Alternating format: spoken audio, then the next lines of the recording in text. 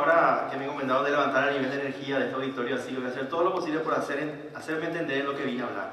Un tema sumamente importante para el futuro de nuestro país y tiene que ver con el desafío de la educación. Imagino que muchos de ustedes han de preguntar por qué este país no logra conectar convenientemente la gran oferta laboral que tiene con la demanda que también existe, ¿verdad? Y muchos han de asumir la postura de que la educación en este país lastimosamente no llega a generar las competencias suficientes para que la gente pueda acceder a los puestos que están disponibles. Y esa es una realidad y es cierta. Entonces, para poder comprender realmente por qué el Paraguay está como está, con un nivel de capital humano que no es de los mejores, es importante que entendamos también cómo ha sido la evolución del sistema educativo paraguayo a lo largo del tiempo. Tenemos que entender que las decisiones que como país hemos tomado hace 20, 30 o 40 años, hoy las estamos viviendo, sus consecuencias. Entonces, me voy a permitir comentarles, desde mi vivencia personal, la historia de la educación paraguaya en los últimos años. Hay que distinguir claramente que Paraguay ha tenido dos etapas bastante diferenciadas, tiene dos etapas bastante diferenciadas, con características muy diferentes, que definen de alguna forma el escenario en el que se desenvuelve el desempeño del sistema educativo en sí.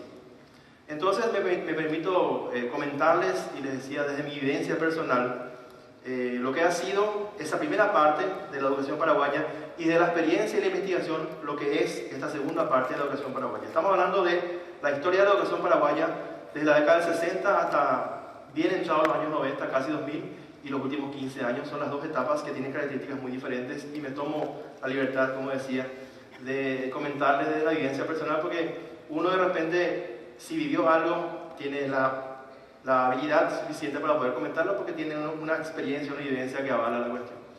Entonces, hace 25 años atrás, en 1988, yo me encontraba en este mes, en lo que fue en aquel entonces uno de los momentos más importantes de mi vida. Y muchos de ustedes también habrán tomado como importante ese momento. Me encontraba a meses de recibirme de bachiller. Y en aquel entonces, yo no imaginaba lo privilegiado que era entre los de mi generación en poder vivir aquel momento. ¿Por qué digo eso? Porque era privilegiado. Y remontándonos un poco más atrás en el tiempo todavía, en 1977, cuando inicié mis estudios primarios, en el país tenía unos 85.000 niños, más o menos de 6 años, que tenían la ilusión de entrar al primer grado. Esa era la idea. Yo era uno de esos 85.000 niños. Pero la realidad del Paraguay en aquel entonces era bastante perversa. No todos tenían una escuela en las proximidades de su residencia que les permitiese ingresar a la escuela. Solamente el 80% de la población paraguaya, niñez, tenía una escuela cerca de su residencia para poder acceder a la educación primaria. Quiere decir entonces que hoy 2 de cada 10 personas de mi edad, padres y madres de familia de 42 años, no han tenido siquiera posibilidades de ingresar al sistema educativo. Entonces vamos a ir hilando conceptos de por qué el Paraguay tiene un capital humano que no es de los mejores y por qué eso repercute inclusive en el desempeño de las empresas, que es lo que de repente nos interesa también. Esta era una imagen típica de una escuela periurbana de la década del 70, ¿verdad? Ese chico que ven ahí soy yo, 80 kilos atrás. Entonces, como verán, era una imagen del segundo grado. En el primer grado éramos 53 alumnos en un aula. O sea, había muy pocas escuelas, entonces había mucha concentración de alumnos. 53 alumnos en una escuela. En el segundo grado, que es la foto que corresponde, éramos solamente 40. Ya muchos fueron saliendo. Las causas las vamos a ir entendiendo por qué. ¿Por qué salieron 13 en un año, de un año a otro? Y eso sigue pasando hoy. Bueno, esa es la idea para que vean básicamente cómo era la configuración típica de una escuela pública. Yo hice todos mis estudios primarios y secundarios y hasta la universidad la hice en escuelas y universidades públicas. Entonces, entiendo la realidad. Nosotros, los que pudimos acceder a una educación primaria en aquel entonces, ese 80%, 8 de cada 10, tuvimos 6 años después que enfrentar un segundo desafío. El primero era encontrar una escuela. El segundo, en aquel entonces y hasta ahora, la mayoría de las escuelas del país tienen solamente los 6 primeros años de educación primaria. Y en aquel entonces en mi escuela no teníamos educación secundaria, entonces en 1983 tuve que emigrar de mi escuelita Santa Ana a buscar algún colegio a unos kilómetros de distancia que me permitiese seguir los estudios secundarios. Yo tuve la posibilidad de encontrar un colegio cerca. No obstante, decenas de miles de jóvenes de 13 años en aquel entonces, principalmente residentes de zonas rurales, simplemente abandonaron sus estudios. Y hoy día son padres y madres de 42 años, en plena actividad productiva. ¿Se entiende? Vamos a ir sumando conceptos. Bueno, ¿qué pasa entonces? Voy a volver atrás. En aquel entonces yo tenía la intención de terminar un bachillerato del que llamamos técnico. En aquel entonces Paraguay tenía solamente 2 instituciones de escuelas de formación pública que daban esa institución. Entonces finalmente tuve que emigrar después de 3 años más a un colegio, ¿verdad?, donde pudiese terminar el bachillerato técnico y de esa manera culminar mis 12 años de institución en el Colegio Técnico Nacional.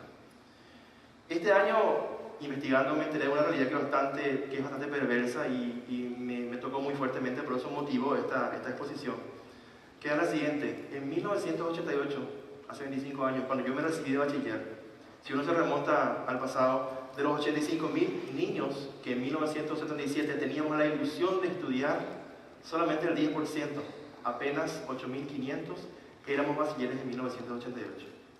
¿Se entiende? Es una realidad bastante compleja.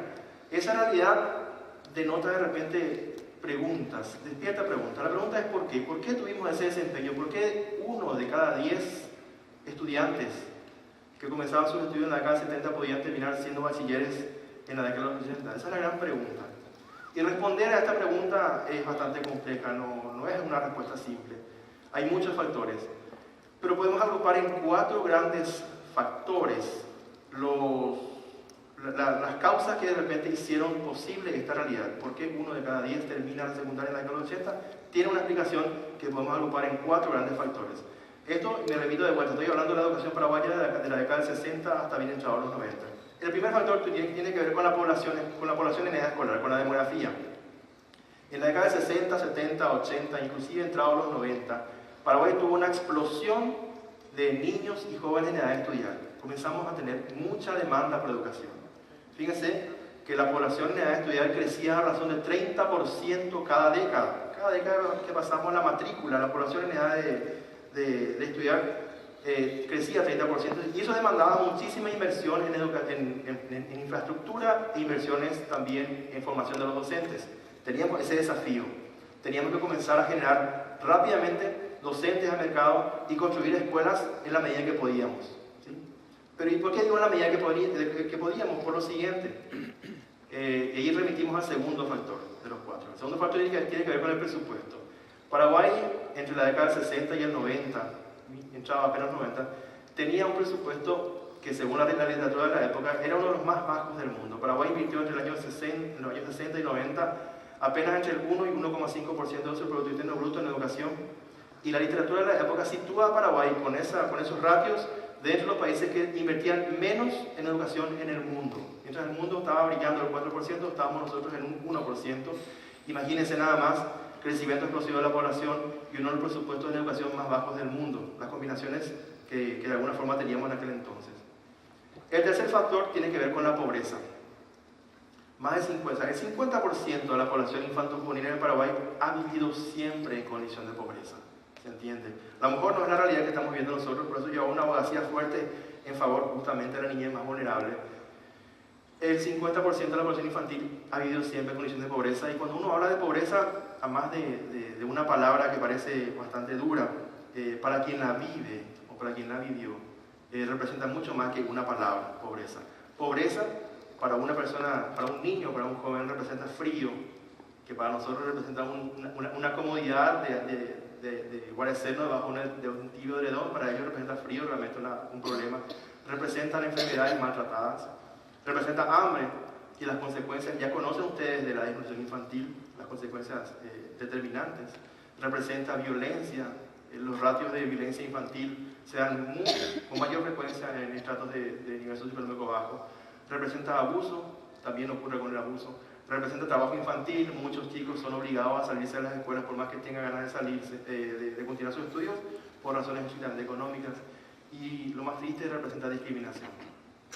Esa es la realidad que vive un niño que nace en la pobreza. Y encima, a pesar de que el chico vive todos los días esos factores que mencionábamos recién, le pedimos que le vaya bien en la escuela. ¿Se entiende? Entonces, por eso es que uno explica por qué el 70% del desempeño académico de los niños o los jóvenes está explicado por su entorno y no por lo que se le da en las escuelas. El desempeño académico depende apenas en un 30% de lo que reciben en el aula. Fundamentalmente el entorno, el clima educativo, la familia, determinan fundamentalmente el desempeño educativo de los niños o jóvenes. Por eso es que tenemos que ser conscientes de que para la población muy vulnerable es el entorno en el que conspira negativamente, incluso desde su nacimiento con el logro educativo. Esa es una causa que vivió, hasta ahora vive el 50% de la población infanto-juvenil. Esa situación de pobreza, lastimosamente, genera constantemente un círculo vicioso del cual es muy difícil salirse. La pobreza, bajo desempeño escolar y bajo entorno educativo escolar y bajo desempeño escolar, los chicos no pueden terminar la secundaria siquiera y consecuentemente replican la pobreza en la cual nacieron. El factor clave en este proceso, y ahí hay que dignificar un poquito el rol de los docentes, es el docente. El docente es el factor clave que el país tiene para poder romper ese círculo vicioso tan complicado.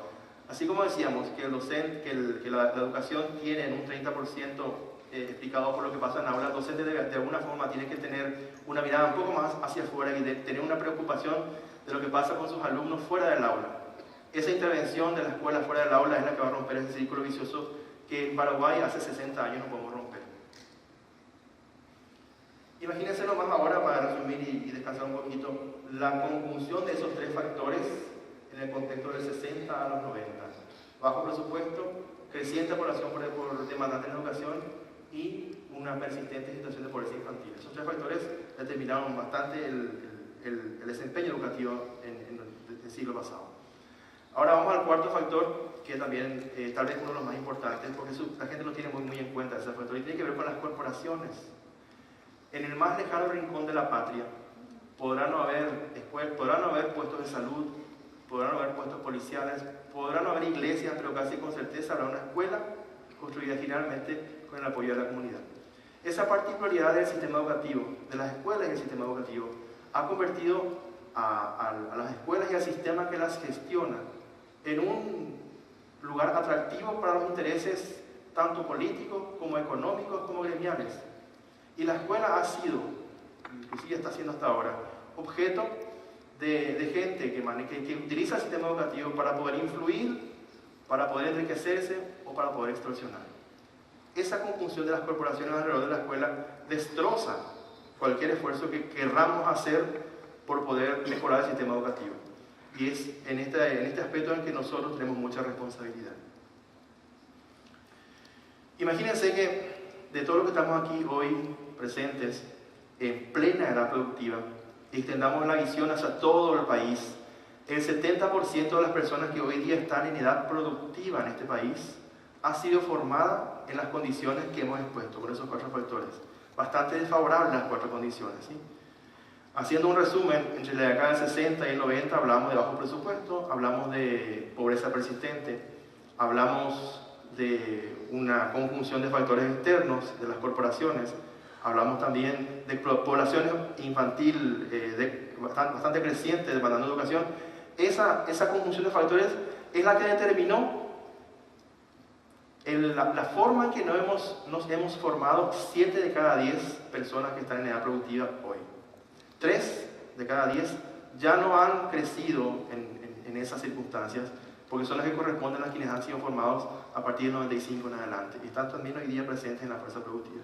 Pero para que vean nada más que esta herencia que hemos tenido se puede revertir, porque de repente lo que tenemos que hacer es que esos que son 3 hoy, de esos 10, sean cada vez más, porque vamos a tener que mejorar la calidad educativa hoy para poder ir incorporando progresivamente gente con mayor capital humano a la fuerza productiva.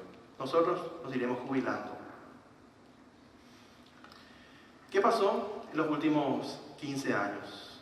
Hemos tenido luces y sombras, pero la perspectiva es muy auspiciosa. Tenemos que entender lo siguiente, que si analizamos de vuelta los 4 factores, por lo menos 3 de ellos han tenido o tienen una tendencia muy favorable. ¿Qué pasa con el factor demográfico de la población escolar? Vean ahí en el gráfico, la población en edad escolar se ha estabilizado. Ya no tenemos ahora, en los años 2000 en adelante, la creciente población demandando educación. La población se estabilizó. Si ustedes ven la cantidad de niños que nacen cada año, se estabilizó. No estamos teniendo cada vez más niños con posibilidades de insertarse, con necesidad de insertarse en el sistema educativo, sino que tenemos una población que se ha estabilizado y eso es un hecho tremendamente positivo. Ya no tenemos la presión, como teníamos décadas atrás, de comenzar a abrir escuelas por todos lados e incorporar docentes a mansalva con el objeto de hacer frente a una demanda por educación que viene de la cantidad de niños que quieren insertarse al sistema educativo. Entonces, hoy día eso ya es una presión, y si bien hoy día el desafío pasa por mejorar la infraestructura de las escuelas, por mejorar el desempeño de los docentes, por lo menos el factor demográfico ya no representa un inconveniente y es un factor favorable. ¿Qué pasó con el presupuesto? La ciudadanía fue entrando en conciencia de lo importante que era la educación, y después del año 1989 como que entramos en una etapa reflexiva como sociedad y comenzamos a entender lo importante que era la educación para nuestro futuro. Estamos hablando del año 90 más o menos. En 1992 consagramos en la mismísima Constitución Nacional un presupuesto mayor para la educación. Y si bien hoy estamos por el 4% del Producto Interno Bruto invirtiendo en educación, nos falta mucho por delante. Deberíamos invertir 7% por lo menos. Pero se observa en los últimos años que la ciudadanía está consciente de que la educación necesita más presupuesto y está presionando activamente para que cada vez demos más presupuesto a la educación. Hay muchas iniciativas ciudadanas muy fuertes que hacen que la educación realmente tenga más presupuesto, incitan por lo menos a eso. Y eso también es una situación favorable. De los 4 factores, ya 2 son favorables en estos tiempos. Un tema también favorable tiene que ver con la reforma educativa. Por más que muchos digan que la reforma ha sido un fracaso, no lo fue. La reforma ha tenido su contribución importante, es cierto. Fíjense que la reforma ha tenido que heredar un montón de factores negativos. A partir de 95 comenzamos la reforma educativa con un fuerte foco en cobertura. Y hoy los chicos que están queriendo insertarse en el sistema educativo ya no viven la realidad que viví yo muchos años atrás. Hoy el 95%, casi el 97% de la población infantil tiene por lo menos una escuela en las proximidades que le va a permitir iniciar sus estudios. Ese es un factor también favorable que tenemos que destacar. Durante la reforma, en una sola década, se incorporaron 1 millón de alumnos más al sistema educativo. Esa apertura significó la posibilidad para 1 millón de jóvenes en una sola década de tener acceso a la educación. Y ese es un gran logro de la reforma.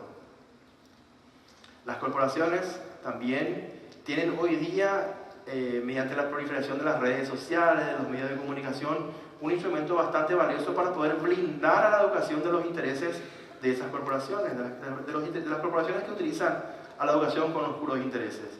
Entonces estamos hablando de que hoy día es mucho más fácil denunciar, es mucho más fácil de repente generar algún tipo de barrera social en contra de estos intereses, y las redes sociales son una prueba clara de eso. La prensa también está más despierta en esta cuestión, y eso también, respecto al factor de los intereses de corporaciones, da para el Paraguay de estos tiempos un entorno favorable.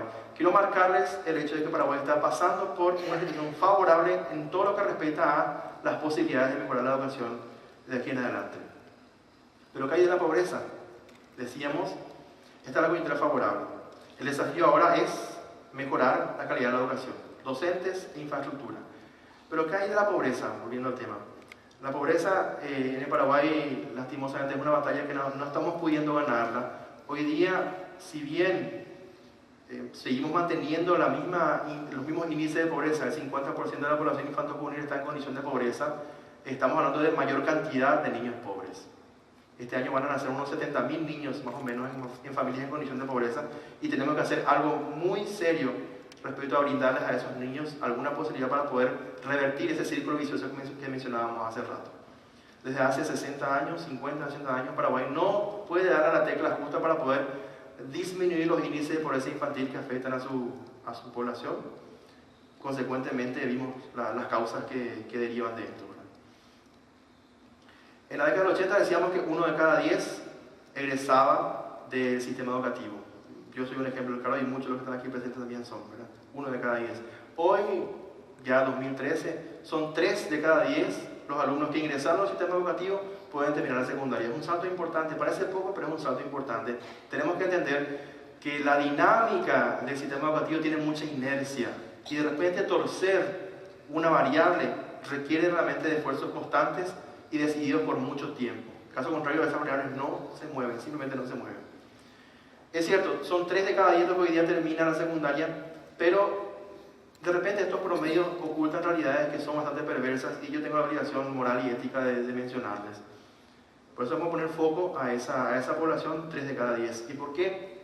Podemos decir, sin temor a equivocarnos, que difícilmente pasemos de 5 de cada 10 por más esfuerzo que hagamos. ¿Sí? ¿Por qué? Porque este año en el país van a nacer 70.000 niños y niñas en familias en condición de pobreza. Decíamos nosotros que el entorno, el clima escolar, la familia, ¿verdad?, determina fundamentalmente el logro educativo de los niños o jóvenes. La estadística dice y demuestra que solamente el 2% de los niños que nacen en familias de clima educativo pobre pueden terminar la secundaria. Esa es la probabilidad que tienen los niños que hoy, esos 70.000 niños que han nacido o que van a nacer a fin de año inclusive completo, en familias en condición de pobreza.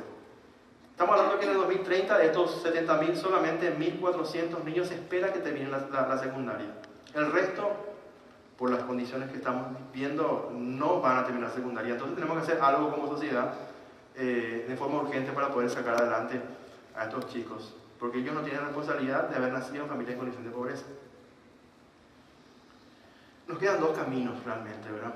Y esto estamos hablando del tema de la pobreza en situación de la población infantil de Paraguay. 2 caminos que marcan realmente el futuro diferente que pueden llegar a tener. Si nosotros seguimos haciendo más de lo mismo, el futuro que les espera a estos chicos se remite a perpetuar la pobreza en la cual han nacido.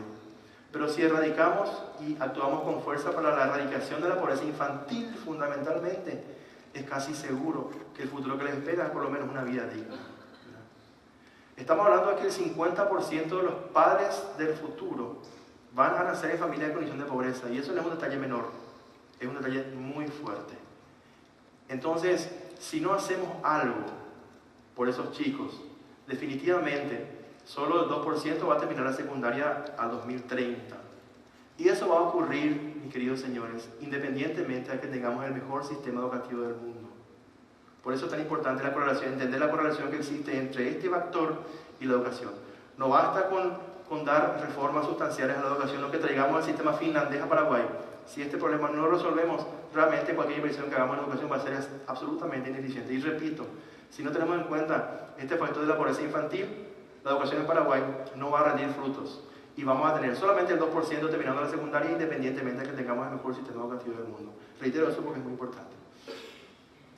En 35 años más, el Paraguay va a entrar en una etapa a la que en demografía llamamos invierno demográfico. Vamos a tener una población en edad productiva que va a ser proporcionalmente cada vez menor en la población total.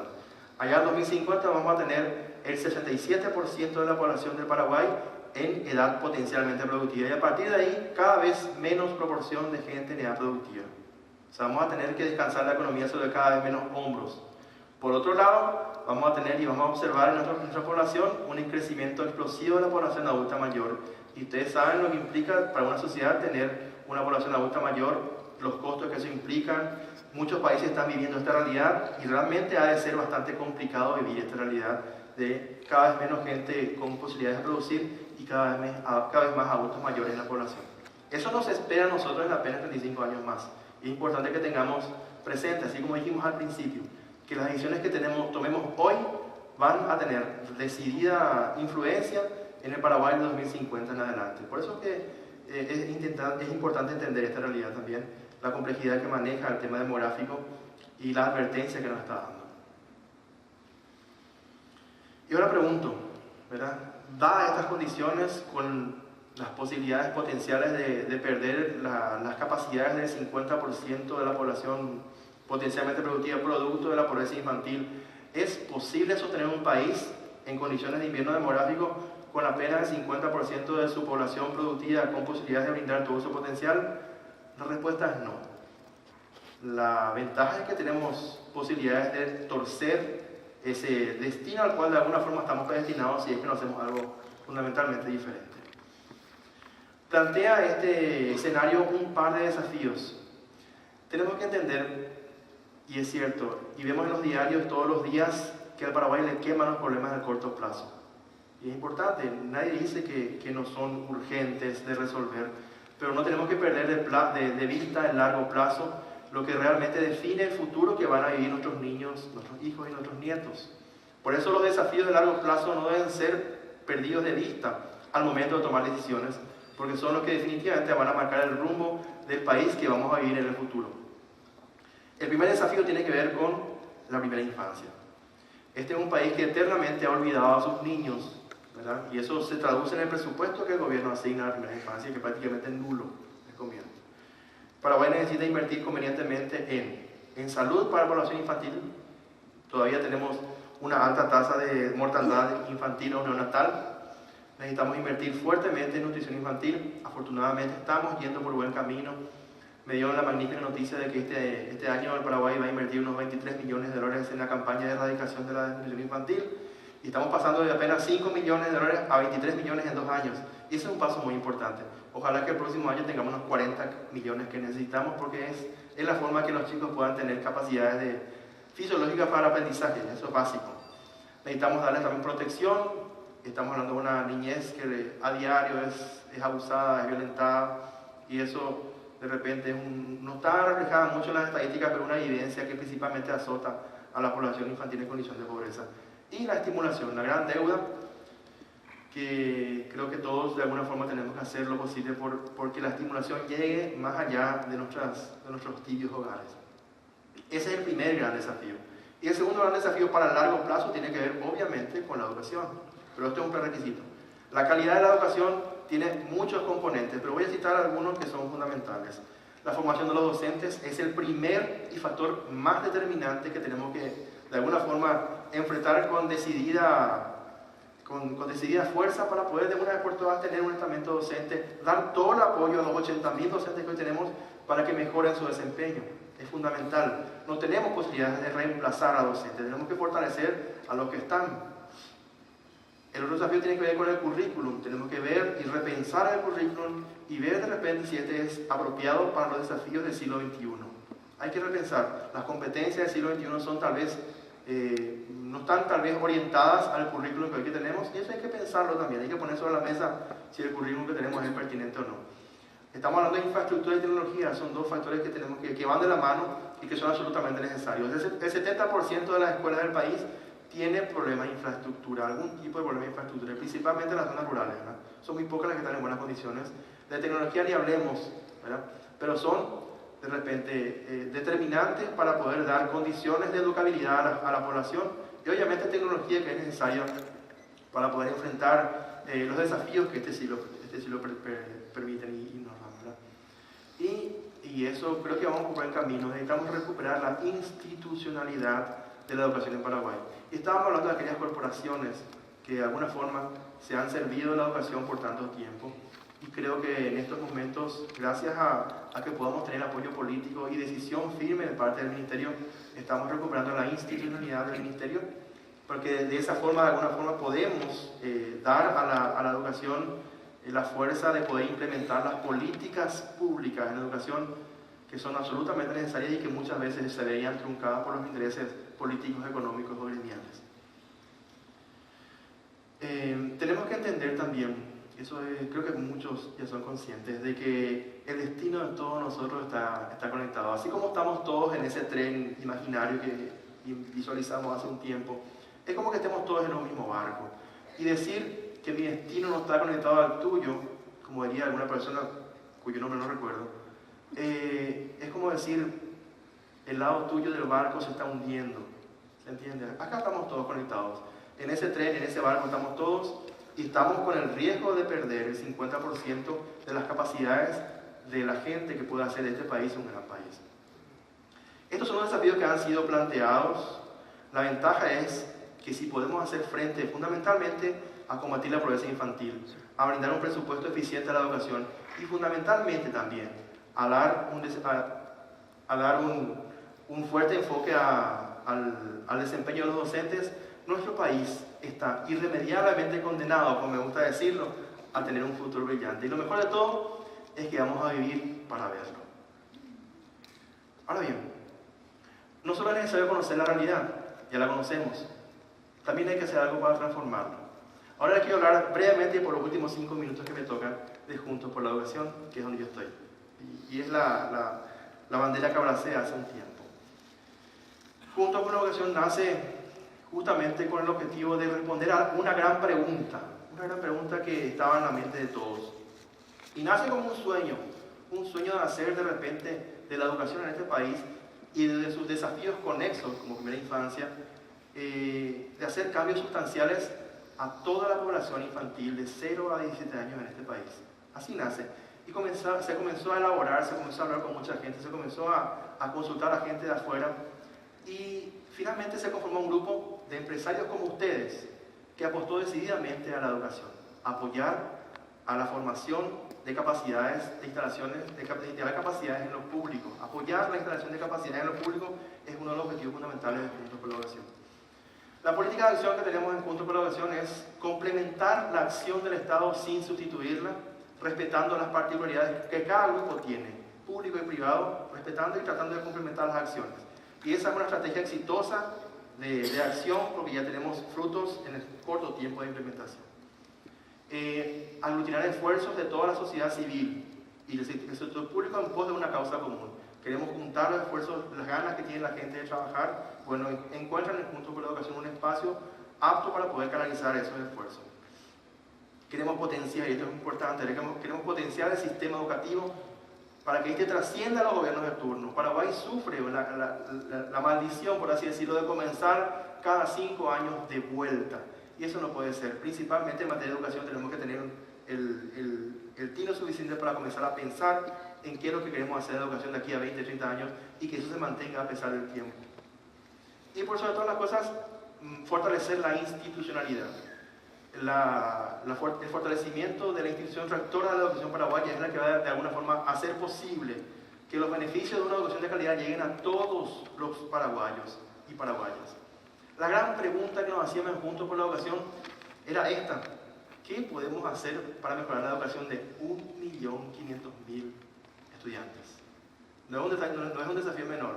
La respuesta estaba justamente en apostar a la institucionalidad, apostando al fortalecimiento de la institución rectora de la educación, porque de esa forma, con un ministerio fuerte y eficiente, vamos a poder hacer llegar sus beneficios a esos 1.500.000 estudiantes. No estamos hablando de un detalle menor, no estamos hablando de 5 estudiantes ni de 10.000, estamos hablando de 1,5 millones. Por eso apostamos fuertemente a ese camino de fortalecer la institución.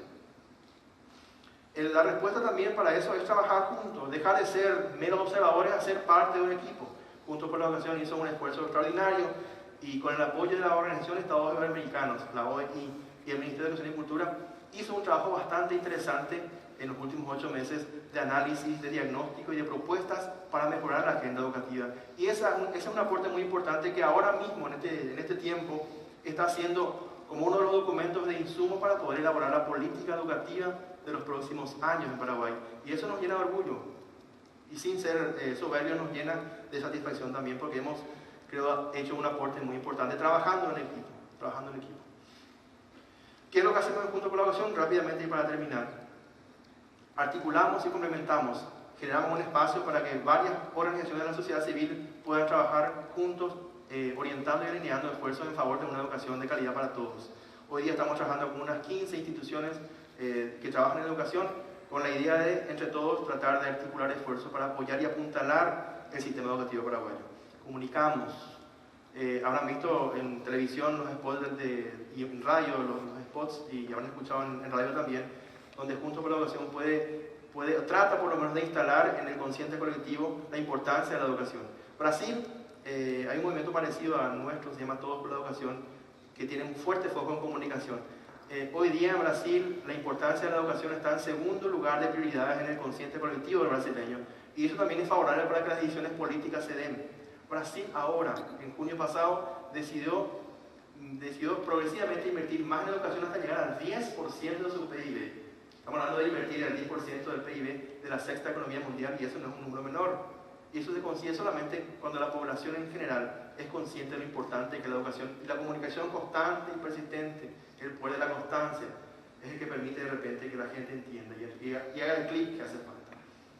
Analizamos, proponemos, organizamos equipos de trabajo donde ya tiene un carácter hasta muy técnico y científico, donde vemos la realidad en distintos aspectos y hacemos propuestas. Por eso hablaba de ese documento que a nosotros nos llena de satisfacción que de alguna forma es parte del proceso de análisis de las propuestas para el futuro de Paraguay. Y por sobre todas las cosas, todos los que trabajamos juntos por la educación tenemos un sueño. Soñamos con hacer la educación una causa nacional. Así que yo los invito a todos también a transmitir este mensaje en los lugares donde les corresponda, porque todos de alguna forma somos responsables para hacer de este país y que para que este país ocupe el lugar que le corresponde en el concierto de naciones. Paraguay tiene todas las condiciones para hacer que el bienestar llegue a toda la población. No nos falta nada y lo único que tenemos que hacer es ponernos de acuerdo. Así que el mensaje final es que los desafíos, como decimos alguna vez, han sido planteados, pero la buena noticia es que siempre, siempre y siempre la solución está en nuestras manos. Muchas gracias.